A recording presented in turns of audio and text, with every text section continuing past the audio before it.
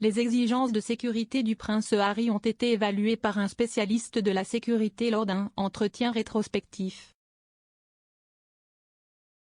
Le duc de Sussex ne reviendra pas au Royaume-Uni plus tard ce mois-ci pour le service d'action de grâce pour la vie de son grand-père le prince Philippe, a confirmé vendredi un porte-parole.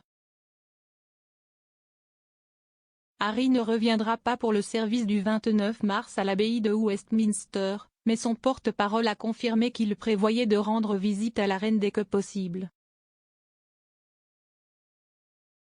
Bien que le porte-parole n'ait pas donné de raison à la décision de Harry, la nouvelle survient au milieu de son combat en cours avec le ministère de l'Intérieur au sujet de la protection que sa famille reçoit lorsqu'elle est à la maison.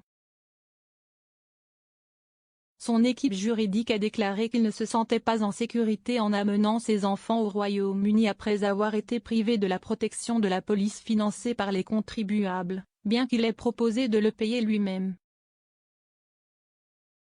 Les Sussex ont été informés plus tard qu'ils ne pouvaient pas payer la protection de la police mais de leur propre poche, ils n'auront donc pas le niveau élevé de renseignement de sécurité qui accompagne la protection financée par l'État lors de leur prochain retour.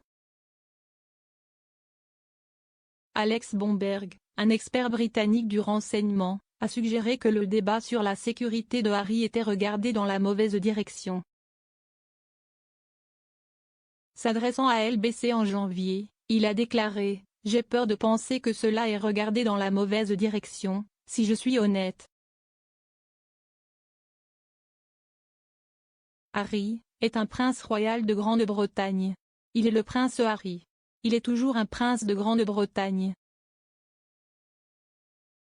Le fait qu'il se soit retiré de ses fonctions royales n'est pas important, il est toujours en danger. Il court toujours le même risque qu'avant.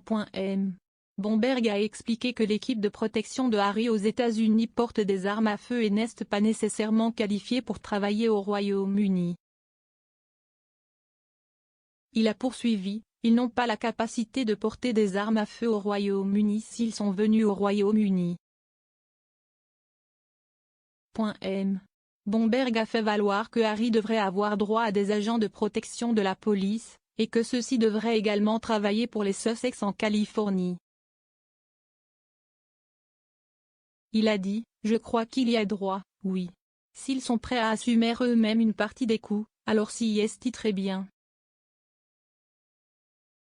Mais je crois qu'il devrait y avoir droit. Il devrait peut-être être en mesure de payer une partie de cela lui-même. Il devrait y avoir un arrangement. Nous ne parlons pas de quelqu'un qui est un acteur ou une célébrité venant en Grande-Bretagne et exigeant qu'il soit protégé. Nous parlons du prince Harry qui est né dans la famille royale. Alors que Harry ne reviendra pas pour le service commémoratif de son grand-père, il s'envolera pour l'Europe quelques jours plus tard pour les Jeux Invictus. L'événement sportif pour les vétérans militaires, fondé par Harry en 2014, se déroule à La Haye aux Pays-Bas à la mi-avril. Les funérailles du duc d'Édimbourg ont été limitées à seulement 30 participants l'année dernière en raison des restrictions de coronavirus à l'époque. L'échec de Harry à revenir pour la plus grande célébration de la vie de son grand-père a été critiqué par la biographe royale Angela Levin comme un enfant qui tape du pied, car elle a ajouté que Harry aurait la protection policière qu'il souhaite au service. Elle a donné son opinion dans The Sun cette semaine selon laquelle Harry a snobé le duc d'Édimbourg mais en réalité il snobe la reine, qui n'aurait reçu qu'un préavis de 15 minutes avant l'annonce prévue de Harry vendredi. Elle a ajouté, il a tout faux. S'il vient pour un événement royal, il bénéficie de la protection de la police. Ce qu'ils ne feront pas, si est que s'il sort avec ses amis, il obtient la sécurité. Il utilisera probablement cette même excuse pour essayer de sortir des célébrations du jubilé de platine.